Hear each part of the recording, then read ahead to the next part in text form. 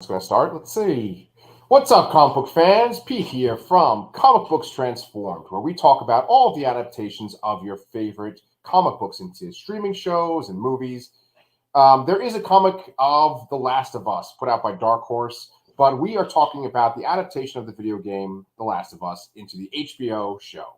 Brian, are you excited about talking about The Last of Us? Yeah, ready to go.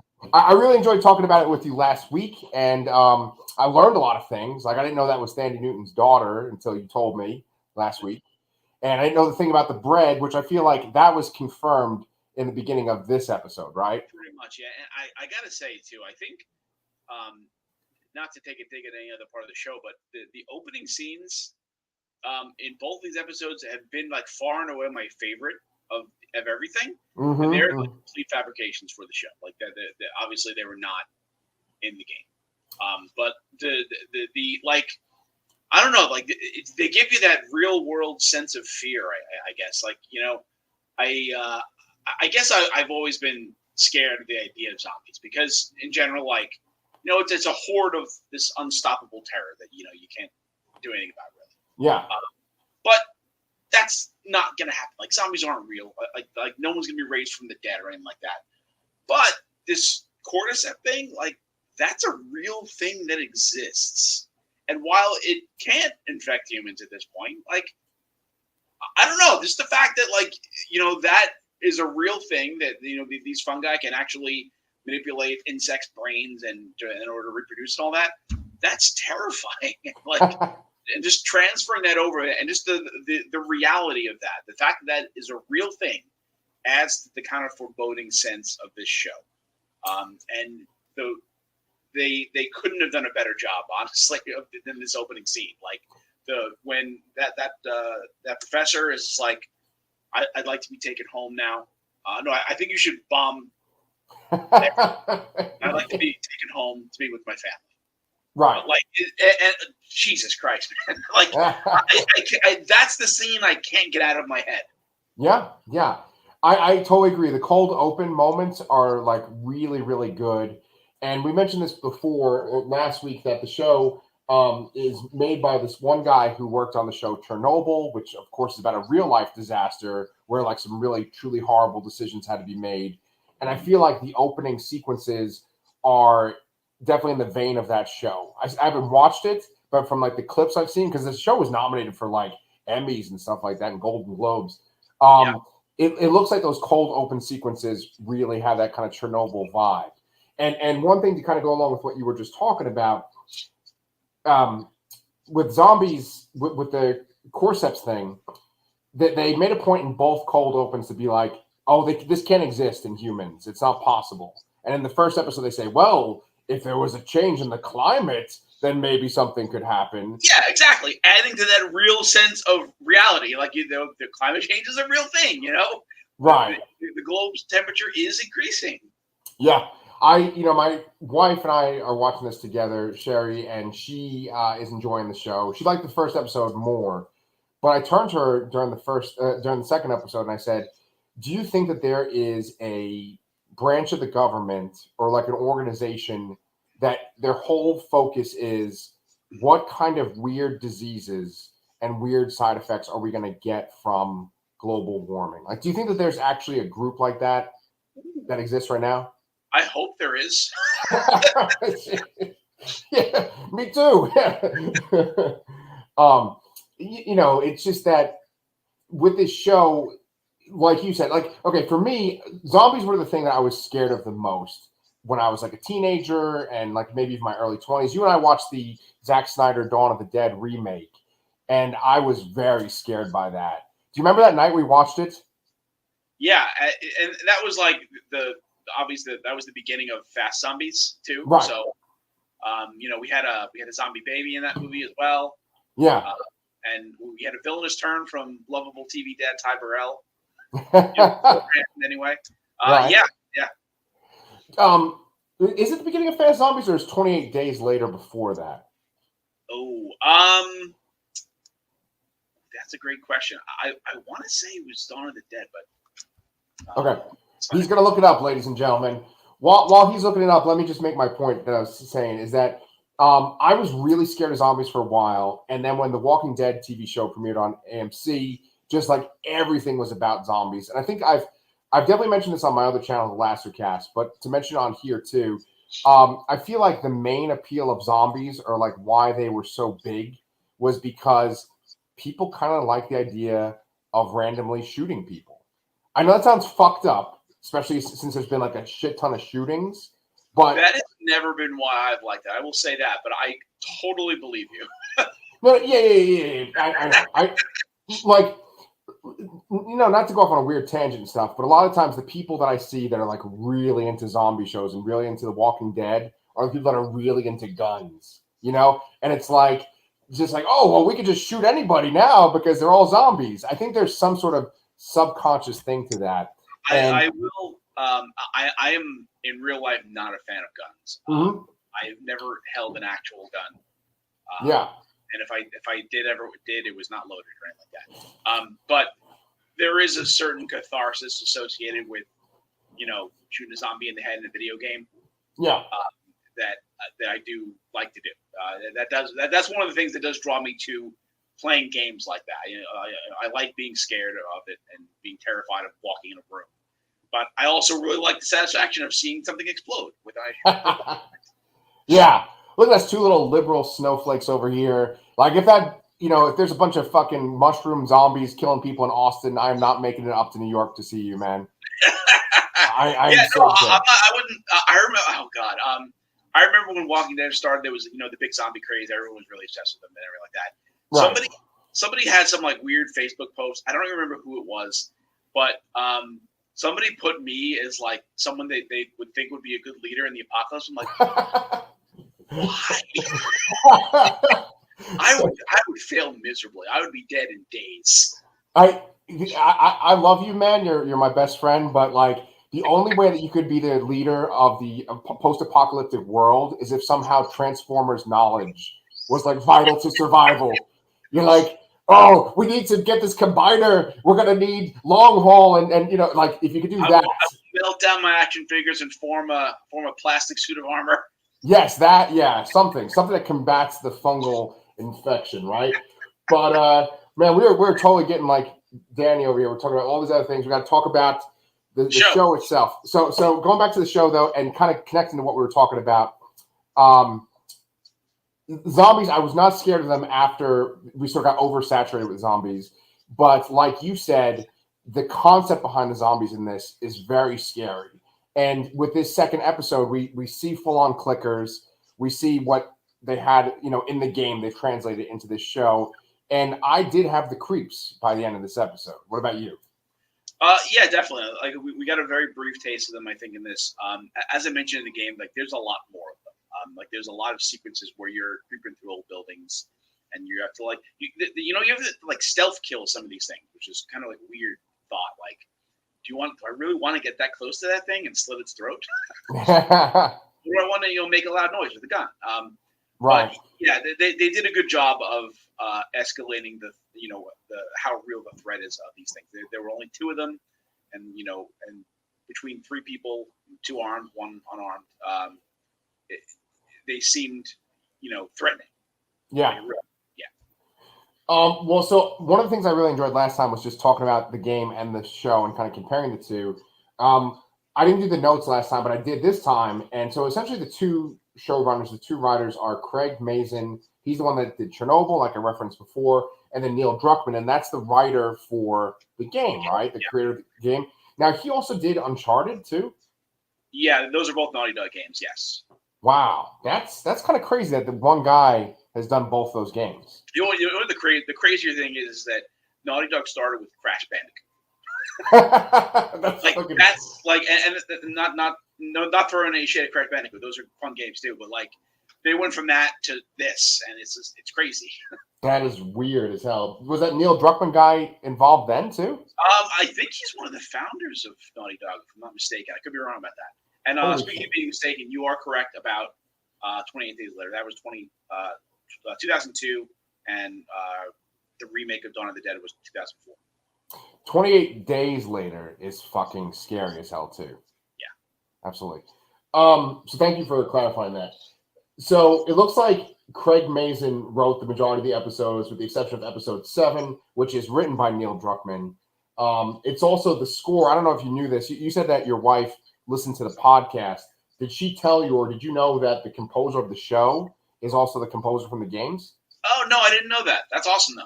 Yeah, Gustavo Santaolalla. Hopefully that's how I say his name. But yeah, so that's him. He composed the music for the show and for the games too. Episode 2 is entitled Infected, and the stuff I wanted to ask you about episode 2 was, do you have to go through that sequence where you're kind of going through the city of Boston with Tess and Ellie and Joel? Yeah. I mean yes, that is in the early stages of the game. There are some differences, mainly with the end of it, the end sequence in the episode. But essentially, yeah. I mean, most of this is a travel. This game is traveling from point A to point B. But like they're heading out west. So everything mostly does happen in sequence here. Maybe some of the exact locations are slightly different. I do remember them going through a museum and a state house of some kind, but I don't remember the order or anything like that. But they do go through these big buildings, and they are crumbling. They do wade through that water. There was a nice nod there with Ellie not being able to swim because she can't swim in the game, and I believe there's actually like a whole mechanic where you have to like get her on a raft and like move her over somehow or something.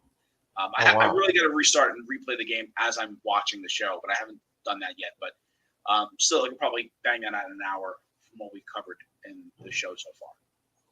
So when the clickers show up in the game for the first time, does it take multiple shots? Like, are they easy to kill if you shoot them in the head and stuff, or do they take a lot of shots? Yeah, headshots do generally work better. As I mentioned before, you can also like sneak up on them and stealth kill them, which is generally how I played it as much as possible. So nothing was running at me. Right. And there are other items that you can do to like lure them out and stuff. You can throw something, make a noise, make them go somewhere else. So things like that there. And there's also this mechanic called listen mode, where you just like hold a button and it's like it's almost like detective mode from Arkham Asylum games. Right. Everything goes black and white, and you can hear things better and kind of hone in on what the sounds are in your surroundings, rather than just how it is normally. So it's almost like Wolverine in a way. Yeah, that's cool, man. One of the things, did you watch the behind the scenes after the episode or no? I didn't. We watched the episode. I watched the episode with my wife also. She fell asleep the first time, so she woke up just as the preview for the next episode was coming on. Yeah. And I'm like, oh, I guess I can't watch this right now, and I haven't gone back to watch that or the behind the scenes yet. Yeah, if you go on HBO Max, if you just click on the episode, you can literally just go to the behind the scenes and click on it too. Nice. Okay. Yeah, but I watched it, and that's where I got to learn about Neil Druckmann and then Craig Mazin too, and they were saying that in the game, the infection also spreads through spores, like in the air. Is that true, or? Yes. So this was always a point of contention with people in the game there. Video games, you obviously have to have a suspension of disbelief suspend your disbelief because it's not real. As much as I was saying how the real possibility of this kind of infection could be, because it's based on reality. But yeah, there are zones you walk through that have like spores floating around, and generally they just like put like a mask on or pull their shirt up or something. And that's generally where you run into the clickers. That's like the way the game tells you, like, hey, there are bad guys here that aren't human. To me, it's always weird because it's a video game. You're obviously going to get hit at some point. You're going to get bit or whatever. And obviously there's no cure. So, how do you get around that? So they kind of say, like, you have to have like an extreme exposure to the spores in order to have it stick and infect yourself there. But that always just doesn't make sense to me, Yeah.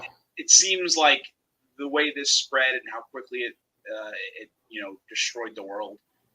It seems like a much easier thing to get infected. I mean, especially based on the world today and COVID and all that, and how easily it is to catch COVID. Like, mushroom spores. Like if you, I get mushrooms in my backyard sometimes, and like you just hit one of those things and spores just shoot out everywhere. It's like I can't imagine how there's a single person that wouldn't be infected by now. Yeah, yeah.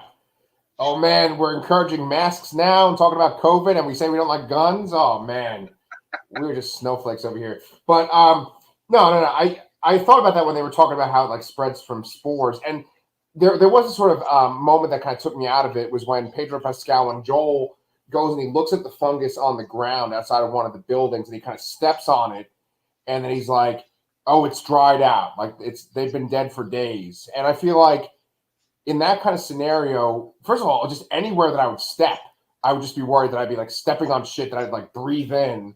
And so I think that they were making a concentrated effort to be like, it actually is not from spores on the show. In the behind the scenes thing that I was talking about, they were saying how they added that mycelium effect, or the idea that like there's this like mycelium shit that like connects them all together. That's not in the game, right? It's hard to say. I think that's more like a hive mindy kind of thing, and I do think there is some sense of that in the game, but I don't think it's as elaborated on. I will investigate that because, like I said, I do got to replay it as we're going through this. So yeah, I don't feel like that is such a foreign idea though. So, but if somebody that made the game is saying that, maybe I'm wrong. Yeah, like. That was a very scary concept to me. It was the idea of like if you step on one, it's going to alert other ones that are like miles away, and then they can like run to you, like which is what happens at the end of the episode too. You know, so that's real fucking scary. Yeah, you know, I mean, even just seeing the mass of them kind of just like all writhing on the floor, waiting. That's pretty terrifying too. Yeah, the idea of like sort of like communal, like this sort of hive mind, like you just said, this like massive enemies. That's not anything that's new to us. I mean, I think really the main thing that we've been exposed to like that is like the Borg. That was like the first thing. And then like there's been so many things like that. We're called comic books transform. There's tons of shit like that in comics, especially like the Phalanx from X-Men. And I mean, there's so many examples. Isn't like the Flood in Halo kind of like that too? Yeah, I would say so. Yeah, so like the idea of like this sort of like this mass enemy that's interconnected, it's real scary, and it's that fear of like losing your identity and just becoming one of a mass. Control, Yeah, which is what you mentioned in the beginning of our show today too. So, so they really show how scary the world is outside of the quarantine zone, and then we eventually do. I don't know if we mentioned spoilers, but like spoilers, we lose Tess in this episode. Yes. So, were you assuming that she was going to die by this episode? So I did look up IMDb because I was curious how long they're going, because I'm not sure how much of the game they're going to cover in the first season, or if they're planning on covering the entire game in the first season. So I was curious to see how many episodes Anna Torv was in. And according to IMDb, it was 5. So maybe there's some flashbacks. I don't know, but I mean, gameplay-wise, you do lose her very early on. Okay. So this makes sense, but I was expecting it to be drawn out a little bit more. But so yeah. She doesn't have like a twin or anything like that? No, there's no alternate reality or anything like that where she's redheaded or anything like that. Yeah. I always have to like drop Twin Peaks into things when I talk on these shows, and like the actress that plays Laura Palmer. She's Laura Palmer, but she's like a corpse in most of Twin Peaks. And then she all of a sudden has this cousin that shows up later that looks just like Laura Palmer. So it's like maybe it's one of those. But that also happened in Fringe too. I mean, there was the other universe where she was a redhead, and I think she was a redhead, but she was a different. Yeah. Right, Anna Torv. Yeah. So there was this one moment where they're separated, and I was like, okay, maybe she got bit, and they're going to show that she got bit later, right? Then she says that she twists her ankle, and she's got some kind of tape to fix up her ankle. They go up to this top floor. They open up this window, and there's this wooden beam going across these two buildings. She then sits like right in front of this open window that looks like a fucking black hole. And I'm like, oh my God, something's going to come up and grab her. That would have been fantastic, honestly. For real? Yeah. Well, does she die like that in the game? No. She does it in a very similar way, although it is different. I'll get to that when we get up to that point. Okay. Yeah, so like I thought that something was gonna jump up and grab her while she's just sitting in front of this open fucking window. I was like, oh my god. That would have been great. That would have been on par with the old woman in the first episode when you see her kind of like going like that. I think that would have worked really well. I really love when they do shit like that in the background and it's not the focus. So if you're paying attention or whatever, it's like extra. But no, she does make it to that state house there. I guess we are talking about her death, so I'll just go into it now. Go into it now. She dies in the same way. She announces that she's bitten. She's not going any further. She pleads for Joel to finish out the mission and get Ellie out to they're actually looking for Tommy to deliver her to Tommy, who works with the Fireflies. And she stays behind to distract and slow down Fedra, who is still chasing them. The creators of the show said they kind of felt like there was like kind of an inconsistency. Like, why was Fedra out there that far chasing them still? Like, what reason was there for that? So they changed it to have the clickers be there instead. Yes, they did say that in the behind the scenes. They were saying that like originally like the military was going to be coming after them, and that's why those people at that drop site were dead originally. Yes.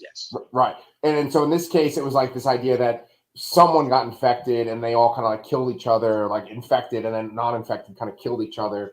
And that sequence in itself was scary too. But then nothing really tops when Tess actually dies. Yeah, that was a bit extreme. Yeah, I was not expecting that. That was pretty gross. Yeah.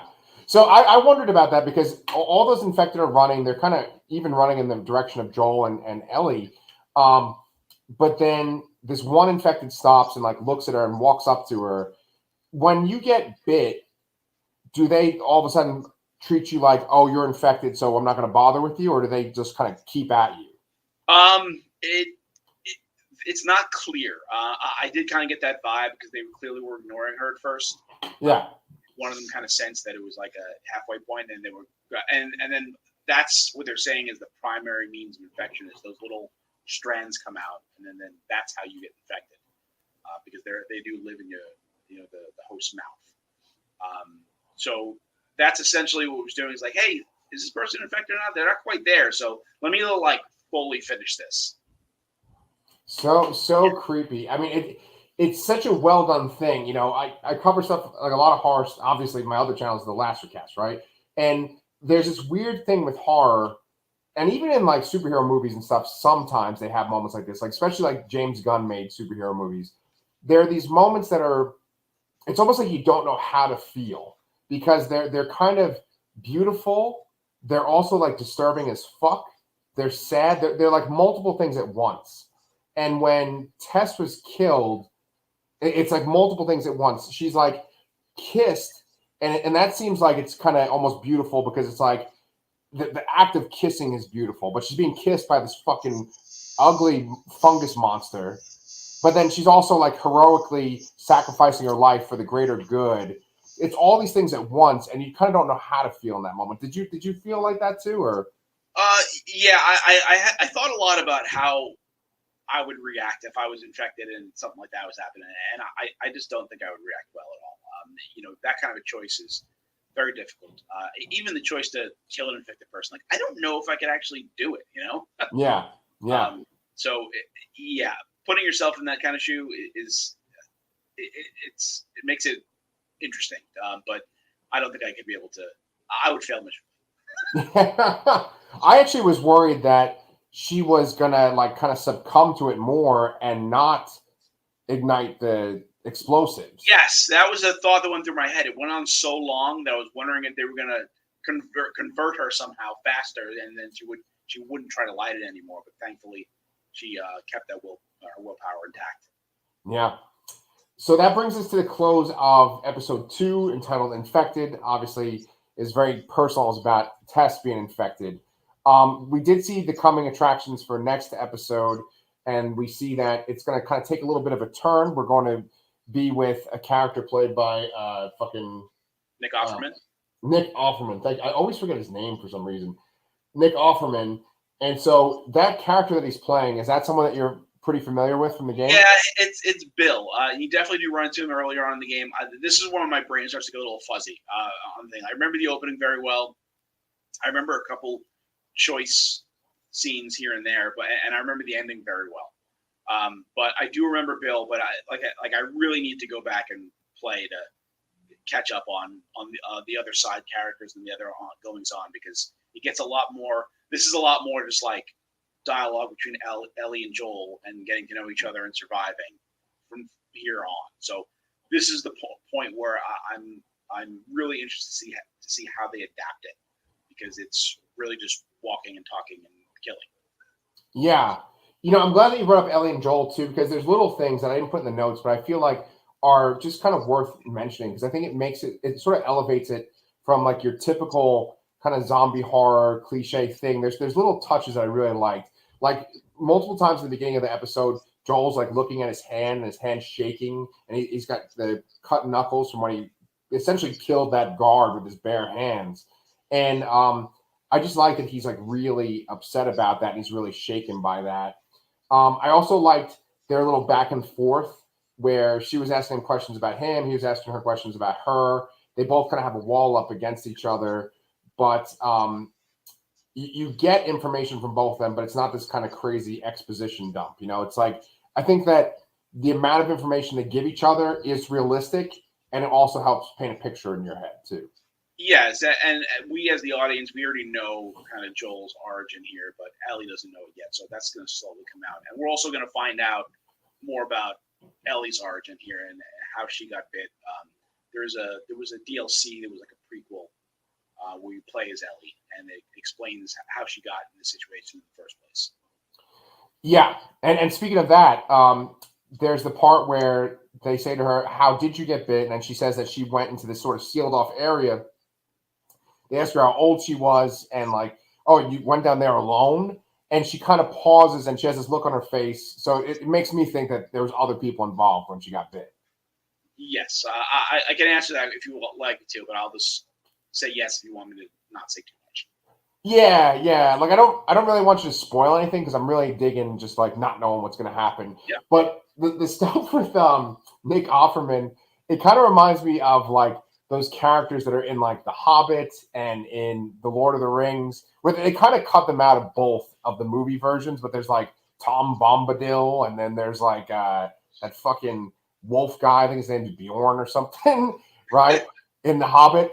And they're essentially like these characters that you kind of meet along the way and that you just hang out with, but then you go off on your journey more. That's kind of what it seems like with the Nick Offerman stuff. Yeah, essentially, yeah. We're gonna meet various people, but essentially they're just pit stops. Yeah, right.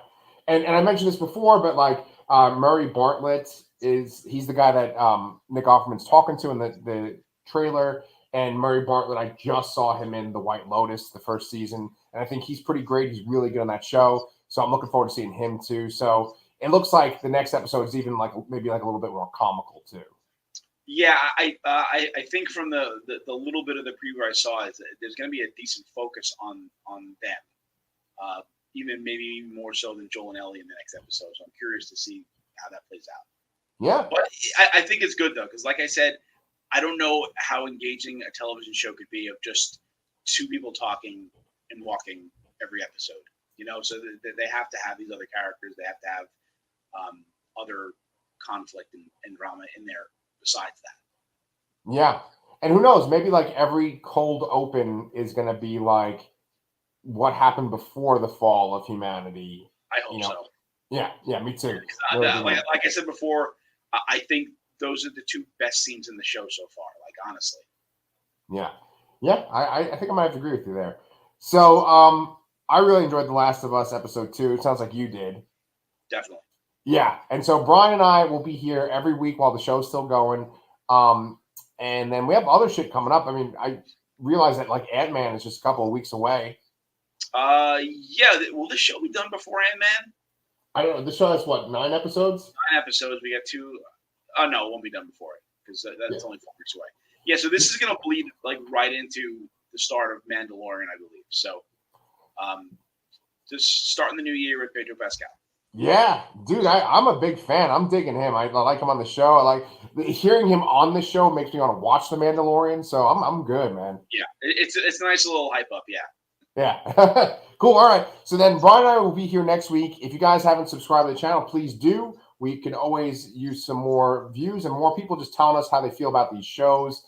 And let us know, did you like episode 2? Did you like the premiere? And we will be back next week to talk about episode 3 of